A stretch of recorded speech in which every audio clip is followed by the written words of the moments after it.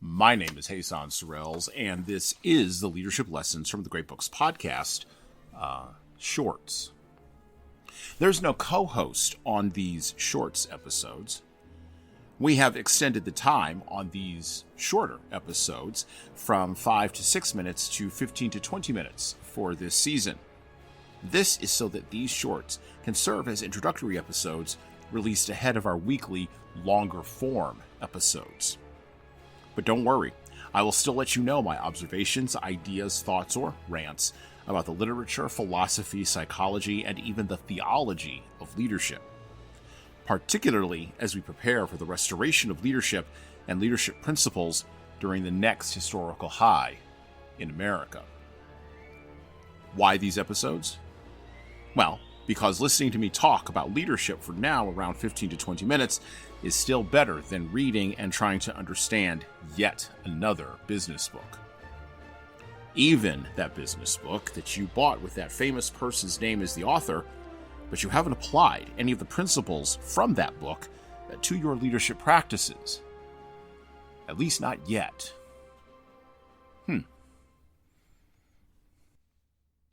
From G.K. Chesterton's collection of essays, Heretics, comes this parable.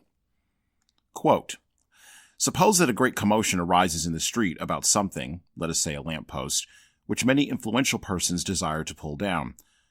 A gray-clad monk, who is the spirit of the Middle Ages, is approached upon the matter and begins to say, in the arid manner of the schoolmen, 'Let us first of all consider, my brethren, the value of light. If light be in itself good—' At this point, he is somewhat exclusively knocked down. All the people make a rush for the lamppost. The lamppost is down in 10 minutes, and they go about congratulating each other on their unmedieval practicality. But as such things go on, they do not work out so easily. Some people have pulled the lamppost down because they wanted the electric light, some because they wanted old iron, some because they wanted darkness, because their deeds were evil. Some thought it not enough of a lamppost, some too much. Some acted because they wanted to smash municipal machinery, some because they wanted to smash something. And there is a war in the night, no man knowing whom he strikes. So gradually and inevitably, today, tomorrow, or the next day, there comes back the conviction that the monk was right after all, and that all depends on what is the philosophy of light. Only what we might have discussed under the gas lamp, we now must discuss in the dark." Close quote. Indeed.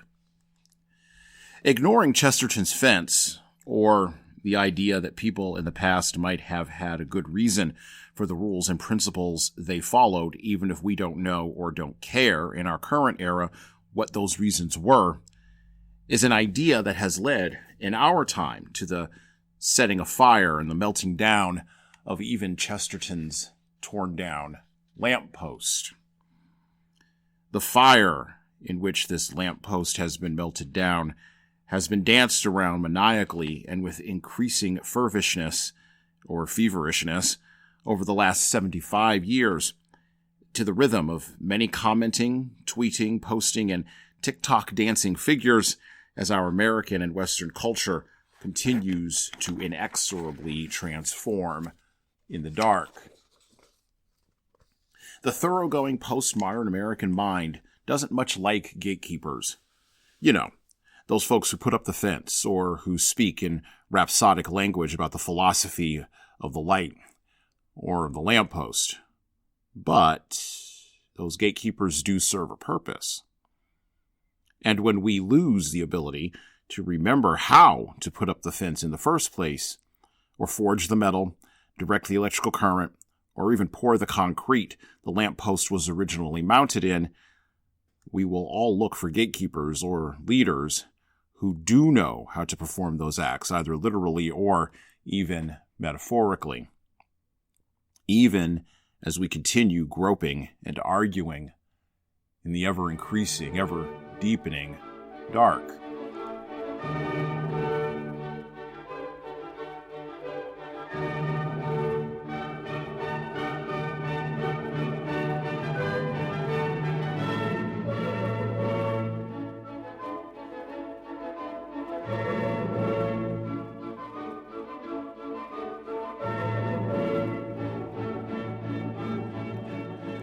From Upton Sinclair to G.K. Chesterton, this month on the podcast, our focus is on doing the work and bringing volumes to leaders that will help them do the work of rebuilding the frameworks, the gates, the fences, and the lampposts, if you will.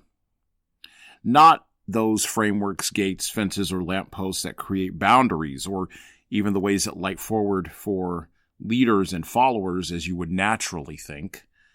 But instead, we're going to focus on how to reconstruct those frameworks that the leader must engage with themselves, inside of themselves, as we begin to inexorably exit from the dark of cultural, chaotic times.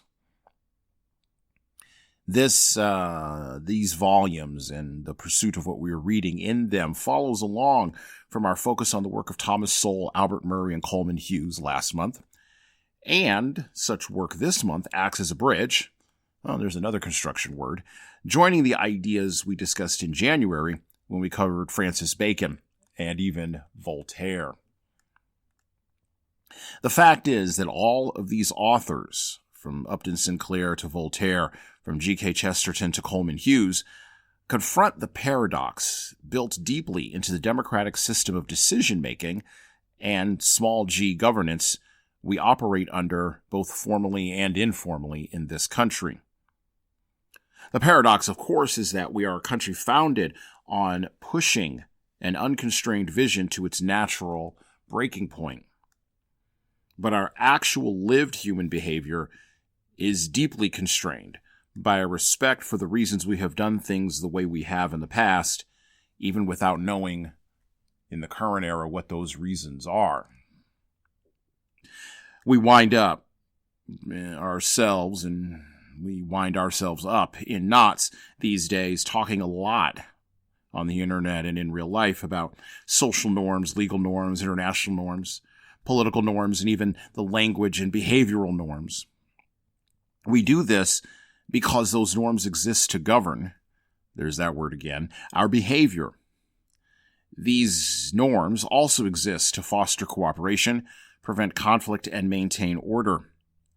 However, when the norm of setting norms falls victim to the people who would burn down a lamppost and do their deeds in the dark, we wind up in an epistemic and material spot where few alive remember what the norm was or even why the norm was important. And even fewer can mount a defense of the norm. And of course, mounting a defense of the norm while teaching you how to build the norm is the purpose of great literature.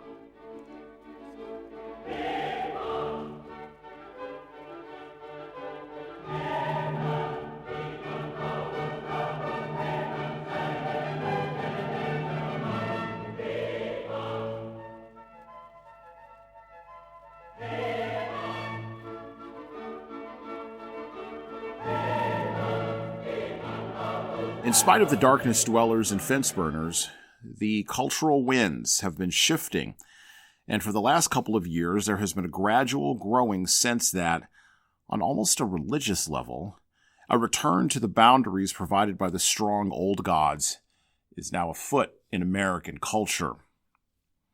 Now, it would be too easy to place this, to deposit this movement at the foot of one particular political or even media personality. It would be too easy to mention that this is happening and to ignore all of the resistance to or even ignorance of it.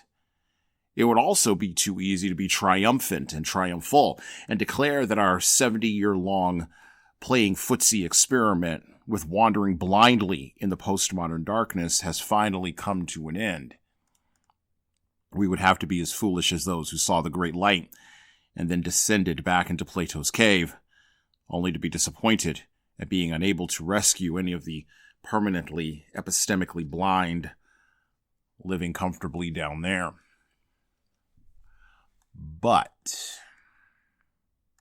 there are calls for new boundaries and enforcement of very old rules.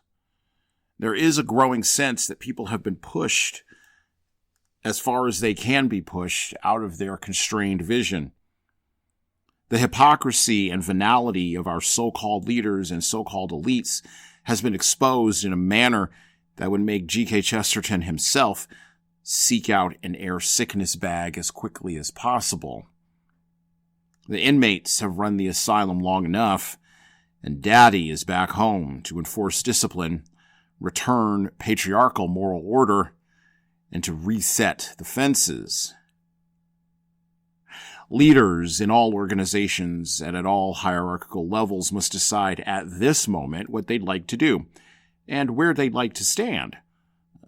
That is, in order to stand a post, swing a hammer, or even clear a new field in the cultural endeavor, the next 25-year-long cultural endeavor, to rebuild boundaries, reset from our most evil excesses, and open the eyes of those who have been made blind. Oh, and of course, to punish the guilty who scurry away from the light, seeking the outer darkness, where all the mythical dragons and demons tend to hide. The books we're covering this month, from Upton Sinclair to G.K. Chesterton and everything in between, will assist leaders in developing new boundaries and thinking in new ways about how to enforce old rules at a time when someone is going to have to start putting up another lamppost.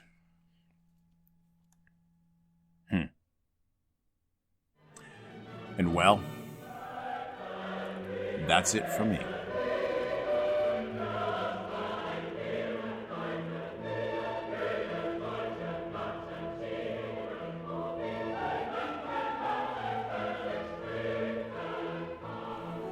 Are you ready to elevate your leadership journey through exploring the wisdom of the ages?